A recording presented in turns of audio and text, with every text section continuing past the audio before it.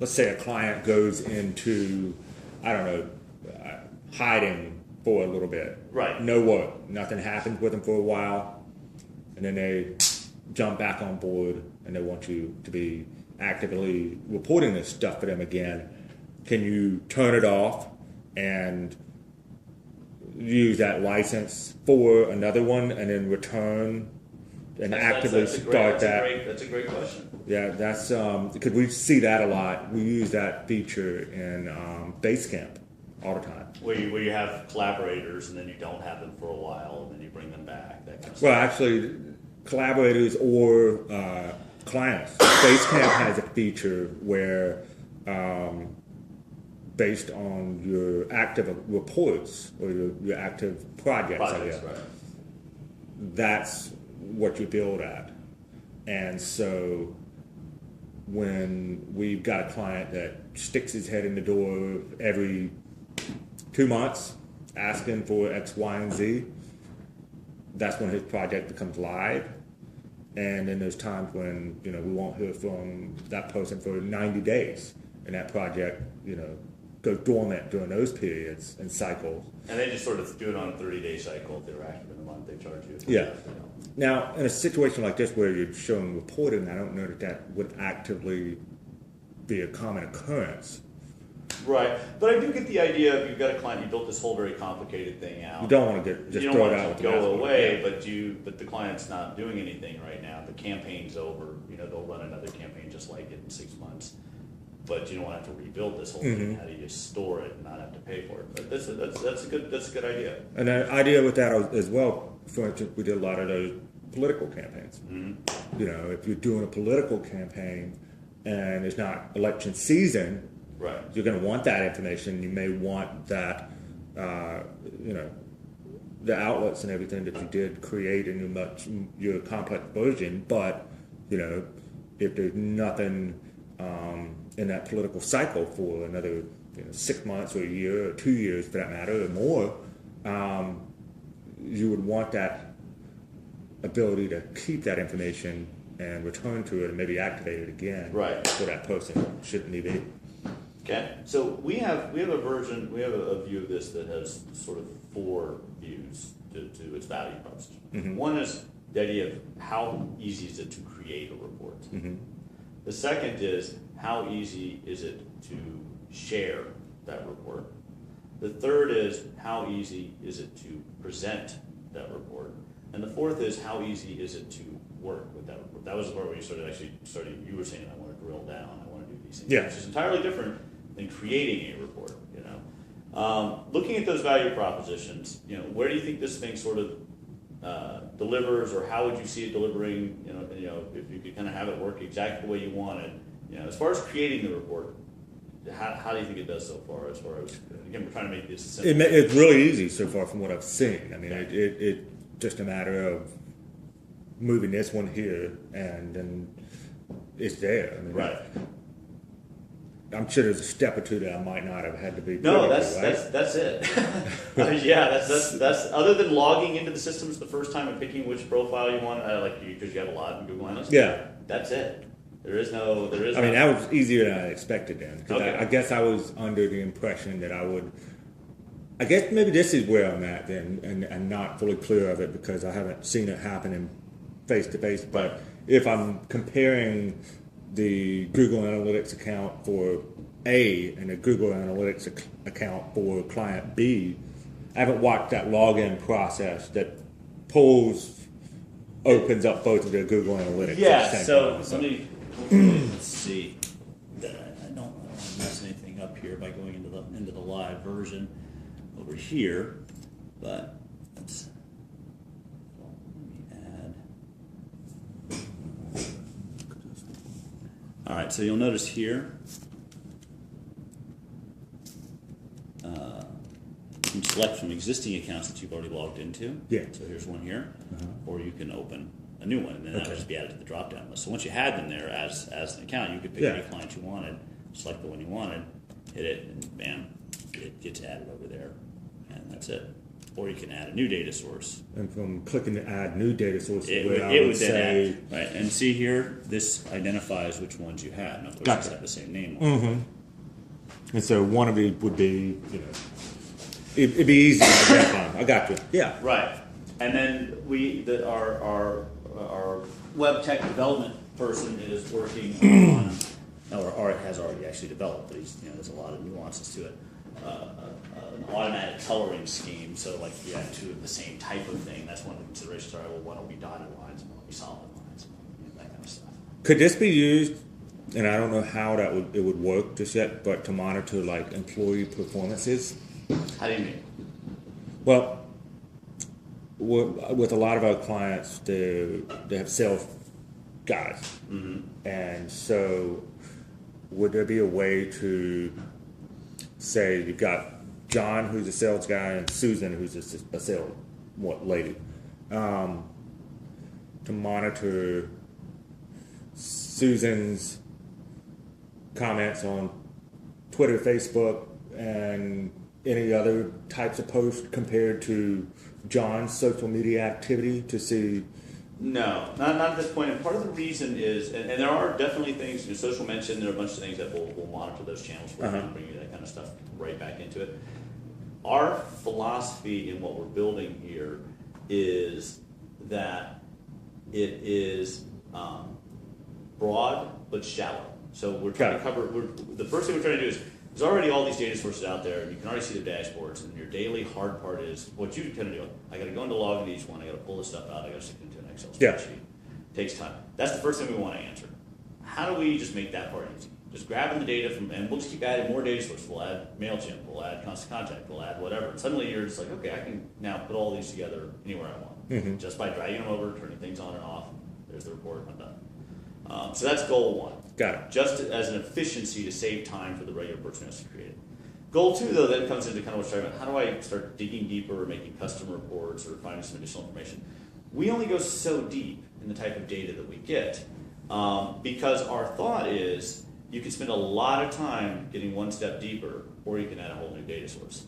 And our goal is on that kind of like that Uber report that you saw over there. If you see a spike here and you see a spike there, and you don't see them anyplace else, and one is coming from Facebook and one is coming from Google Analytics, go to Facebook and Google Analytics. You now know, all right, on the 13th, let's go see what happened on both of those. And you can go to the source, which is designed to dive deep into that, whereas we're now at the next data source. And that way they can get the information. Right, and so our statement has always been, we're about correlation, not causation. Gotcha. If you start suddenly seeing, like you see in that chart right there, man, there's a lot of spikes here that match up. I should go check that out. But now we've shown you across all the things, there's Constant Contact, there's the sales number, and there's also, our Facebook also went up on comments. Why? On the same day as the Constant Contact email went out. If you start seeing that over and over again, then you're able to go, I don't know why, but every time we send out an email they're going to our Facebook page. We should think about that. Gotcha. Okay. Yeah, that makes sense. Okay.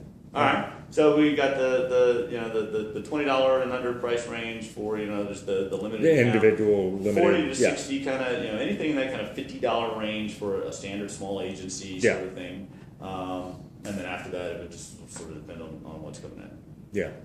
I didn't hear you say anything at all about presenting. So one of the things we've been thinking a lot about is, how does somebody take this tablet? Let's say they built this whole thing, and they're in a conference room, and they want to present. They want to do a PowerPoint. They want to do whatever. They want what comes out of this to be ready to be projected on a screen. Sure. Order the tables, turn them into slides, do it all right there, and then email it. It turns into PowerPoint. It does whatever. You didn't. Well, really to me, that information is always when I save it as a print. Like typically, I'll use it for like a PDF version, and then I'll import that into my PowerPoint presentation or something. So I might be adding way more steps than that. But if there's an easier way to do that, honestly, I just didn't even think of it because my mind always goes to, when I have a way to transfer this data, once I get it on that receiving end of that transfer, that's when I'll figure out how to put it in my presentation. Well, so that's one of the things on a value proposition here. One of our goals here, one of our thoughts here is exactly that. Everybody's always exporting stuff, and so they can get it into something else from all these different sources. We're trying to make it so they don't have to. You get a finished Excel Yep. report, or you get a finished PowerPoint. You know, obviously you can then come in and make some edits and stuff, but it comes out of the system or a finished PDF, ready to go. Ready to go. Yeah. Plus the ability, like I said, you see one slide there of a chart, and you can highlight a couple things and just email it. Yeah. Just that. I'm going to send it to you right now. Take a look at this. Yeah, I think that's a really good advantage to have that ability to do that. And, you know, just from my perspective, what I've always had to do is, like I just said, is I've had to import stuff, and I'm so accustomed to doing that, just sending it in an email and then taking that, and, you know, configuring it into a PDF or a PowerPoint presentation. Right. But if there was an ability to, you know, if there's a button on here somewhere that, you know, create PowerPoint with, you know, reports A, B, C, and D, then I think that'd be a great asset to have. You notice we've got it on the tablet and we've got it on the web. Mm-hmm. The number one reason that we put this thing on the tablet initially in the first place is because we believe from a marketing standpoint that there are no good business apps for tablets. And there's constantly all these, newspaper article or magazine articles and things about top 10 business apps. Business Week puts one out, and they're like, I always laugh because Google Maps actually makes it every year. And you're like, Google Maps is the top 10 business app on a tablet. So our goal here is by doing this and putting it on the tablet that we're going to jump on that train. And suddenly there'll be a real business app that is tablet exclusive in the sense that, a lot of the ones that are out there, you have to have an offline version. It's really an accounting software attachment. Yeah. Or it's really part of something else. This, all you need is the tablet. Now, everything you do on the tablet happens on the web at the exact same time. If you log in on the web, it's there. If it's on the tablet, it's all synced up together. All synced up all the time, that particular kind of thing. But outside of the fact that we're doing this for that reason and making those changes, doing those kind of things, for you as a particular user, would you see yourself ever actually using it on the iPad? I mean, sitting in an airport and stuff? Or would you be going primarily to the web, or would it be a mix? It's a mix for me. I'm bouncing between iPad and laptop all the time. But quite often there's a lot of times where these things make it into the presentation room. Right. And the bigger laptops don't. So it's more discreet, but it also has a nice sleek look to it. And so if I'm going in to sit in front of you and 5 other clients, this is what's coming with me, not this. Right. Well, and one of our partners, his big thing came from exactly that every big company that he's in and everything like that, they've got an iPad. Yeah. That's what the companies give out. But they get asked a question at that point. If this thing was live, I mean, if somebody said, well, why is this happening or whatever, what is the likelihood if you knew, well, actually, hold on a second. Yeah, I actually have that right here. Info right here. Yeah. Right, full screen it and then hand it off, or you can project it or whatever. Is that something you would do? Yeah, yeah, absolutely. I mean, there's been times before where having access to things that were live are beneficial in that case. Yeah. So right now, since you are an iPad user and you do use a business, what are your top business apps for the iPad?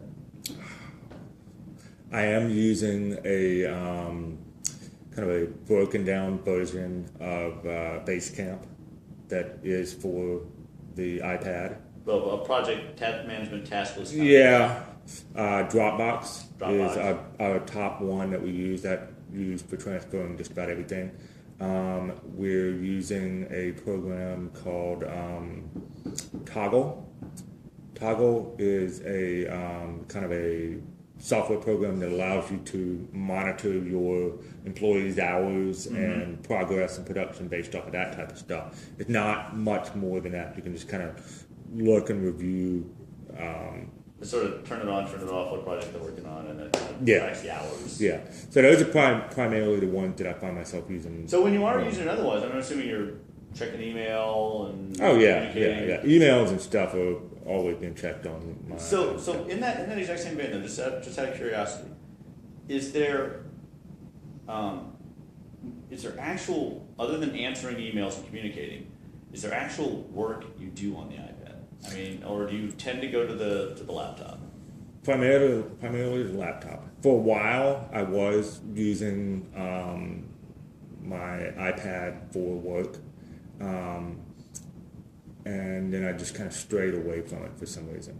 I even have one of the typing keypads and everything, but for some reason, I think it was that a lot of the programs, like you kind of mentioned earlier, aren't solely made for this piece, or they're not as good as what I can get on the laptop. And so I would find myself, in the middle of an Excel spreadsheet, and I need to make some changes or alterations, and I just couldn't get it to do exactly what I needed it to do here on my iPad. And so I found myself reverting back to the laptop in those scenarios. Gotcha. Yeah, and that's one of the things we want to make sure doesn't happen here. Yeah. This has all the capabilities there. They're just as easy, that kind of stuff. All right, so would you buy it?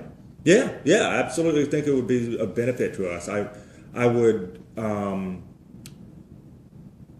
think it would be a scenario where you would want to make sure that in a small agency setting that you have a couple of people in your office that know how to use this stuff, so that it's not just a one person who has all the knowledge kind of thing. So I think that would be a benefit to, if you've got an office of 5 to 7 to 10, or even under 25 employees, something like that, it would be really beneficial to having that kind of sequence. So, all right, yeah, fantastic. Anything you want to kind of add, and then I can get this thing chopped? I think I'm okay right now. I can't wait to start kind of getting around with it and testing it myself and everything. So I think that's good on my end. When do you?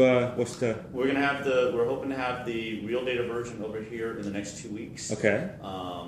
It's going to depend on the rest of sort of the beta reviews as to there are some very the biggest piece right now that we know we've got to fix, just even watching you, is sort of the tutorial. One of our founders also has this the screen grays out and points here and says go here first and then do this, and that kind of thing that you're used to seeing. Yeah. So we have lots of options on ways to make Gotcha. these things happen. That's going to be a key component that we're going to be working on the next 2 weeks. Getting the live data in there. Figuring out some of the things. So the next time, again, coming back with multiple data sets and all these picture kinds of things that are already over here on the website, we've now, the iOS coding is completely different. And so working that stuff over is what the next 2 weeks is really going to be about.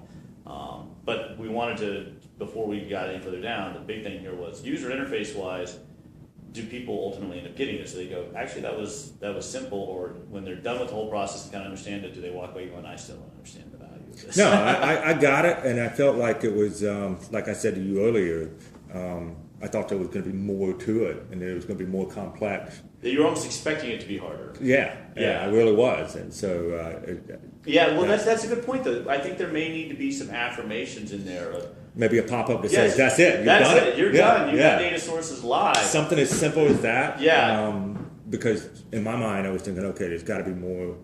I'm not done yet. And you drag that thing over, and it's great. You now have 6 active reports ready to go. Something as simple as that. Yeah, I get what you're saying.